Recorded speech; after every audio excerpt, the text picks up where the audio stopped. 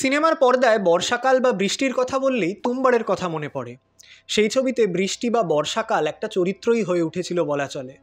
আমরা তো সাধারণত বৃষ্টিকে প্রেম বা বিরহের প্রতীক হিসেবে দেখি, কিন্তু এই ছবিতে বৃষ্টি হয়ে ওঠে মৃত্যু বা অশুভ ঘটনার প্রতীক।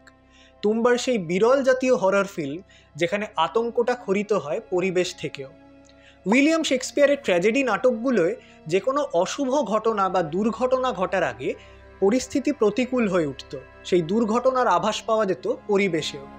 যে রাত্রে ম্যাকবেথ রাজা ডানকানকে হত্যা করে, সেই রাত্রে ইনভারনেস ক্যাসেলের বাইরে প্রলয়ঙ্কর ঝড় বৃষ্টি হয়েছিল।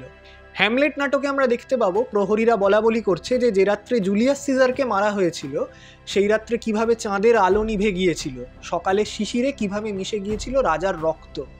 এইভাবে উইলিয়াম শেক্সপিয়ারের ট্র্যাজেডি নাটকগুলোয় যে কোনো দুর্ঘটনা ঘটার আগে পরিস্থিতি বা প্রকৃতি প্রতিকূল হয়ে উঠত। এই প্রবণতা আমরা দেখতে পাবো তুম্বাড়ের মধ্যেও।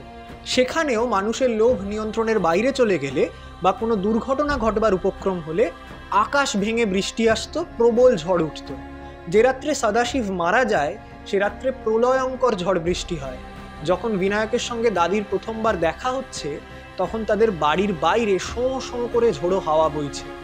আবার বিনায়ক যখন বড় হওয়ার পর দ্বিতীয়বার তুম্বাড়ে ফিরে আসে, তখনও আমরা দেখতে পাবো চারপাশ ধুয়ে যাচ্ছে বৃষ্টিতে। সে তো লোভের বশবর্তী হয়েই তুম্বাড়ে ফিরে এসেছিল, গুপ্তধনের অমোঘ টান সে উপেক্ষা করতে পারেনি।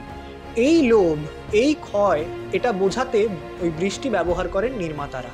বিনায়কের পরিবার যখন তুম্বাড় থেকে দূরে পুনে শহরে বসবাস করছে, তখন আমরা রোদ ঝলমলে আবহাওয়া দেখতে পাবো। পুনে শহরে তো তাদের বিপদ আপদের সেরকম আশঙ্কা নেই, তাই আমরা পর্দায় ওয়ার্মথ বা রোদ্দুর দেখতে পাই। কিন্তু যে মুহূর্তে তারা তুম্বাড়ে ফিরে আসছে, তখনই আবার পর্দা জুড়ে ঝেঁপে বৃষ্টি আসে। বৃষ্টি এখানে রোম্যান্টিক নয়, বরং মৃত্যু, অশুভ ঘটনার প্রতীক হয়ে ওঠে। এবং এইভাবেই তুম্বাড় শেক্সপিয়ারিয়ান ট্র্যাজেডির সঙ্গে নিজের একটা যোগসূত্র স্থাপন করে ফেলে। আপনারা কি আমার এই ভাবনার সঙ্গে একমত? কমেন্টে জানান। সেই সঙ্গে সিনেমার পর্দায় বৃষ্টির কথা বললে আপনাদের কোন সিনেমার কথা বা কোন সিনেমার কোন দৃশ্যের কথা মনে পড়ে কমেন্টে লিখুন, তাও আমি আপনাদের কথা পড়বার জন্য অপেক্ষা করব।